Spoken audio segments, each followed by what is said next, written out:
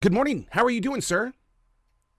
I'm doing great. Thanks for having me. Well, thank you for being a part of this nation and making sure that we have the freedom that we do.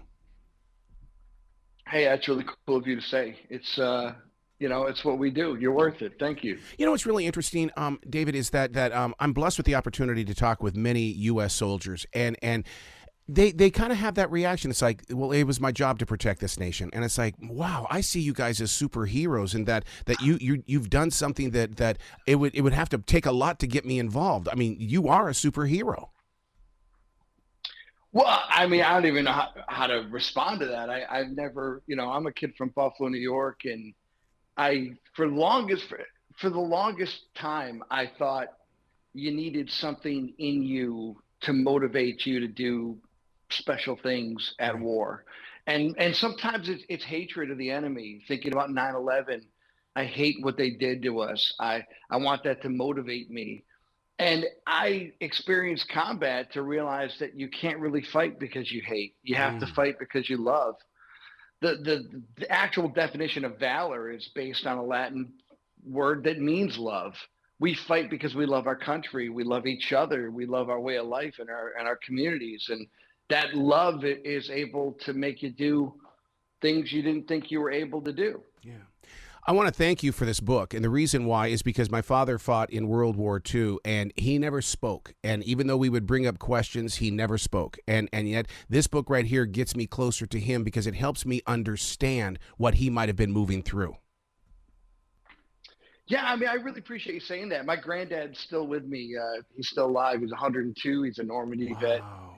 and so I grew up with these stories. But it is weird how what they shared. There was a very Victorian sense of combat. It was, everyone had the World War II generation. Everyone had a similar experience. The vast majority of males deployed, went somewhere, did something in the fight.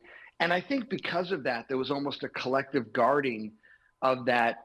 We don't really want anyone to know that we went through something. We're hyper vigilant that we're not different somehow. Hmm. And because we all went through it, we don't have to share this story because I'm sure my war was just like your war. Why do we need to bother to talk about it? We'll just look at each other, drink a beer, and go to a VFW. Yeah. And now that you've got such a small percentage of Americans that are in the military and fought in the war on terror, it's a little bit different. And so there were times that I thought when I was deployed, I didn't even think my country knew that we were at war Yeah. on their behalf. And so it's important that we're honest about the experience and at the same time realize that, we can either be victimized by that trauma or we can be empowered by it. And I just want to remind veterans that our real service isn't in uniform. Our real service is when we come home. That combat experience made us ready to take leadership positions at home in our communities as teachers, first responders. Let's do what that World War II generation did, which was build back their country when they came home from war. It was a really special generation. You just put some love inside one of your quotes. Hardened soldiers becoming ordinary citizens. You just totally opened the door for people to walk through. Well, I mean, my whole thing is that I truly believe in my heart of hearts that we want veterans in our communities, that we want veterans as teachers. I think we make great neighbors. I think we make great citizens. And for years and years, I thought that there was almost a superiority I felt over civilians, Hmm. right? I truly thought that, and many of my friends, we felt the same way. That well, we're different, we're better, we're special. Everyone has a war. There are people fighting disease right now. There are people going bankrupt and having heartbreak and divorce and everyone has a struggle. So what do we do when we go through these things? Are we better for it? Are we more steeled and tougher to handle the next thing? We happen to have combat and it's a very transformative experience and the effects are largely permanent, and that's not necessarily a bad thing. It's a good Hmm. thing because now we're ready to handle other burdens and teach our children and our children's children that they're Americans too. And this country, regardless of who the president is or what party holds the House or Senate, this country, our nation, is worthy of any defense, and America's still worth it. Remember the Ramrods is the name of the book. See, now I'm getting a better, when I go back into these pages, I'm going to have a better understanding of where your heart is, because like you said, I mean, there are wars within families. There's wars within neighbors. If we could just go back and remember what it was like, we can all be united and start working toward a more peaceful future. I mean, listen, my friends are from every socioeconomic background. We have different skin colors. We love different. We cancel each other's vote out on election day. And yet we rolled out the gate together. We disagreed in Garrison, and then the tracer rounds started firing off, and we went shoulder to shoulder at the enemy together as a family, as a team, came back and went right back to disagreeing with each other. There's nothing wrong with disagreeing. We cannot put each other in these camps of the enemy is someone who disagrees with me. It's absolutely divisive, and it's ripping the soul out of our country for no reason. Mm-hmm. One of the realities of the book was when Task Force 2 arrived at home, as you put it, in Germany. I went, oh my God. Oh, I saw home as being something different, but yet your family was there. Everything that you had was there in Germany, and it gave me a different texture to view your world. Yeah, when you're stationed, so the Army at the time had these forward deployed. We still have, soldiers and troops in other places. Germany obviously was a place where you could bring your family, and that was your home garrison, that was your home base. But there's always like this separation between you and the country. And so you don't really have a good sense of what America is really feeling. So for a lot of us, when we came home to the continental United States, we had no idea how divisive the Iraq War was. Mm-hmm. We only saw it through our lens. And you realized really quickly that, a lot of people didn't understand what was going on. And then over the years, you start to question what's going on. You're involved in a policy that is super unpopular, that a lot of people don't understand. Iraq was the war of choice, the war that was based on bad intel. Afghanistan was the good war. It was a really tough spot for Iraq veterans to kind of navigate, are we repeating what our fathers went through in Vietnam? And how do we learn those lessons? How do we kind of find our own peace at home when, the war is so unpopular? Yeah. Peace at home also means your heart. How did you find peace in your heart? It took 15 years. Wow. The Medal of Honor was earned in 2004, and I didn't receive it until 2019. And the award allowed me to get my family back, which was my Ramrod battalion, my team. We kind of, life takes over, and the wind scatters soldiers from different units and different deployments, and family takes over, and you're worried about replacing your kitchen floor and putting new tires on the car. You completely forget about those people. And what I realized was that it wasn't the war that I missed. I didn't miss fighting. I missed fighting with people I loved and cared for. Yep. And I don't think I was wired in my 20s to be able to tell another man, I care about you and I love you. Middle age, I don't have that problem anymore. I'm not going to lose another day by not telling someone how I feel about him. This award allowed us to come back as a family, and it really brought peace to a lot of us. And isn't it odd how life does that we do things in our middle to later years in the way that it's like, why wasn't I doing this when I was 20 years old? And see, that's a book like Remember the Ramrods, getting in the hands of a Generation Zer or a millennial, and all of a sudden things are beginning to say, where they can go, look, if he can say I love you at his age, I need to start doing it at my age so I don't put myself in the same situation. Yeah, and it's also this weird, we find ourselves in these weird categories because of the jobs we do. Right.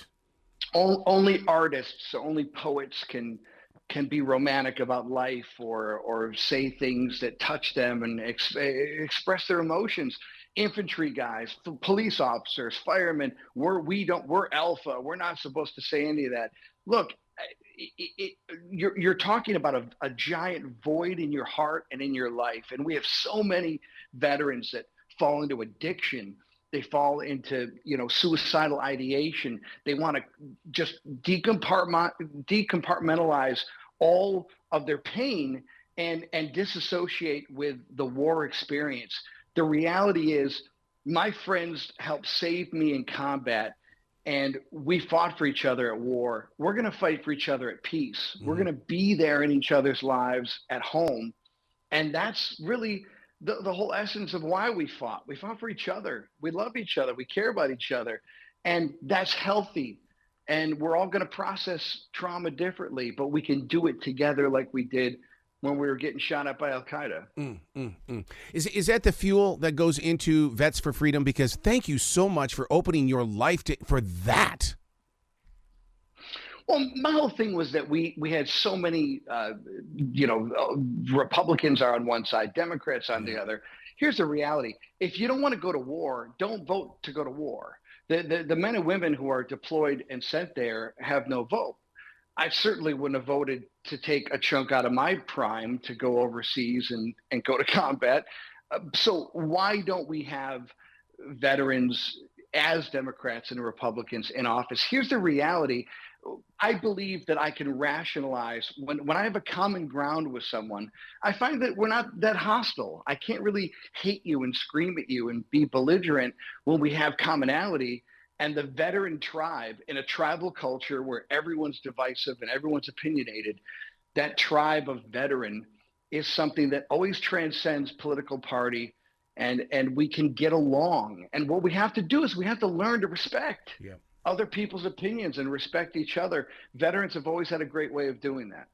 Doesn't that start with a term that I call defragging? You have to learn how to respect and love yourself first, and then it grows beyond that? You're 100% correct. I just think that it's odd that we've taken dignity and respect and somehow trying to convince ourselves that, it's better for promotions or it's better for, effectiveness on the battlefield. None of that's true. It's what we're supposed to do. It's decency. We don't do these things because we get Facebook followers or more likes or we get promoted. We do it because it's what we're obligated to do as human beings. It's our duty. And one thing that veterans understand is duty is everything. You're obligated to be decent and respectful because that's the standard. And we always go over and above the standard. So to me, it never was difficult. You treat people as equals because that's what's conditioned for normalcy. Having that feeling of being needed. I have a friend who is in Ukraine right now, and each time I do ask him, I say, will you please come home? No, they need me here. I need to be here. Do you go through that as well? Yeah, I think that's the biggest struggle is that, do you miss the fight or do you miss being needed in the fight? Yeah. And so there's so much of this job that's validation, and so much of this job is just, what's my purpose in life? And so, when you're wearing a uniform, you're on a stack, you're, guarding a position or clearing a road of bombs. Without you, someone's going to get hurt. That's very heavy, but it's also a great sense of, this is who I am, and this is why I was born, and this is what I'm doing. My job and my service impacts other people. I come home as a civilian, and I'm in line at Starbucks. And if I get fired, someone gets rehired and put into my spot. I don't have validation. I don't have purpose. We have to find purpose for these veterans. We have to remind them who they are and why they're important. There's greatness in all of us. And if we can remind people of their sense of purpose and why they're here, I don't think we have esteem issues. I don't think we lose people because they miss. Again, we're saying that we miss the kinetic action of being shot at, which is absurd. But we think that because we were needed in those moments. We've become that generation that has accepted I used to be. No, you didn't used to be that. You still are. You if you're going I used to be, then that was a personal choice. How do we break people of the used to be mold? That's brilliant. I think you've got a book right there yourself. I mean, what an interesting concept of of reconditioning the way we look at the past. I think about Chuck Yeager, Mm. and Chuck Yeager passed away this year, I think, 99 years of age. All we talked about Chuck Yeager was breaking the sound barrier. He did that when he was 24. Mm-hmm. 24, and yet that's all we focused on a person's life, one seminal moment where they did something. When you get the Medal of Honor, you find yourself almost being cryogenically frozen in that time, and you're spoke about in the past tense. Mm-hmm. It's like you're showing up to your funeral every time you go to an event. Everyone wants to focus on one small section. You're a forever sergeant, a forever soldier, and that's unsustainable, because there's so much more that we can do with our lives. So there's got to be a way that we can balance over a person's trajectory, and focus on the next chapter, what's coming on down the road. You did great things in your 20s, but you didn't peak in your 20s. You're still great, and that greatness is in you. And I think that has to start at a very young age in school, building that self-esteem and building people up to realize that tomorrow is always going to be better than today. Your empowerment is amazing in the way that it truly helps me understand the mantra that I live by. A raindrop touches a seed, becomes a tree becomes a sheet of paper. You put it on paper, it becomes a book. Now you're changing people's lives. You're empowered, and I hope you know that inside your soul. Well, I that's very kind of you. Honestly, I really came to this way of thinking by just being completely, just not kung fu walking the earth and not really knowing what the hell just happened. Right. I mean, I was really confused. It was an existential moment where I thought, I don't want to be famous for killing people. I don't want that to be I remember coming home from the war, coaching my kid, 6 years old, soccer team, and parents coming up to me saying, "Hey, thank you for your service, but I'm really uncomfortable with you being around my daughter or my son. I know that there's violence, and I'm just worried that, I don't know how your temperament's going to be." And thinking, you get notoriety or attention for something, and it becomes almost, hanging over your head, like a guillotine blade of, when are these boys going to snap? When is it going to be too much? It's like we didn't learn our lessons from Vietnam when, the police report would be Vietnam veteran, be on the lookout. These guys at any moment are going to snap and give in.